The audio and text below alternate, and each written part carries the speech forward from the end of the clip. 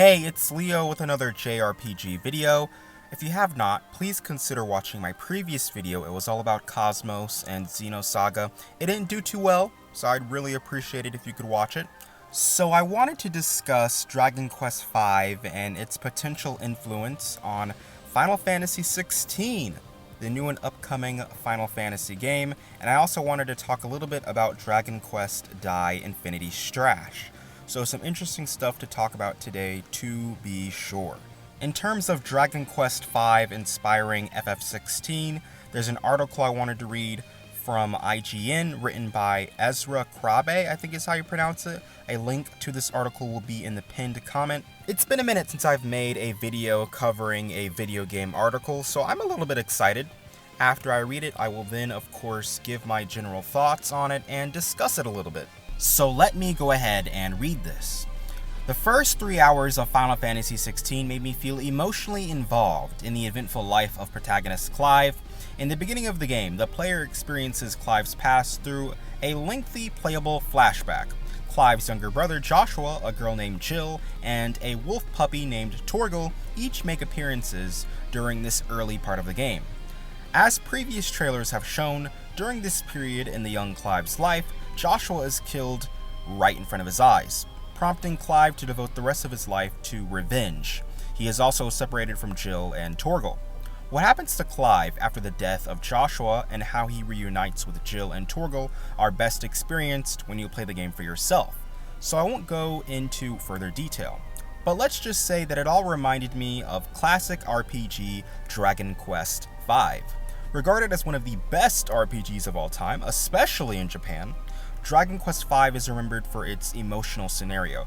You start the game as a 6-year-old boy who was introduced to his childhood friend Bianca, and they save a saber cat together. Then the protagonist loses someone very dear to him and is separated from Bianca and the saber cat, only to reunite with them 7 years later. I asked the development team about this similarity during an exclusive interview at Square Enix Tokyo's office. Yes, I think I may have been influenced by it in some way, creative director and scenario writer Kazutoyo admits with a chuckle. In Dragon Quest V, you start out as a kid and travel with your father, Pancras, and reunite with Bianca, explains Kazutoyo. You're turned to stone at some point, and eventually you even have kids.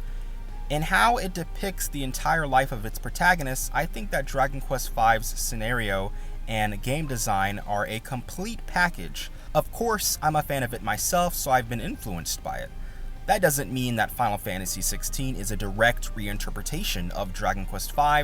The world is darker, and Clive's journey seems to tackle more adult themes. Experiencing childhood tragedies and dealing with them later in life is a universal theme, and obviously not something that originated with Dragon Quest V.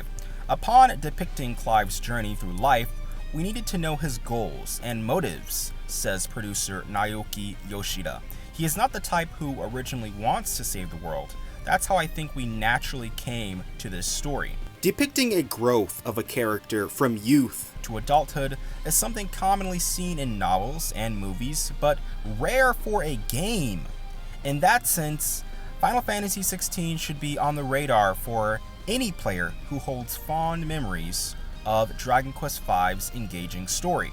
This is just such an interesting read because Dragon Quest V as a game is so influential on the gaming sphere as a whole.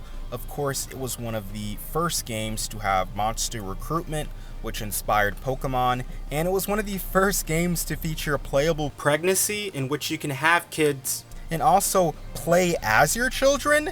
This game is just so, innovative. And it's just so spectacular. The fact that we're still feeling its ripple effects through games like Final Fantasy XVI is remarkable. It's insane, man.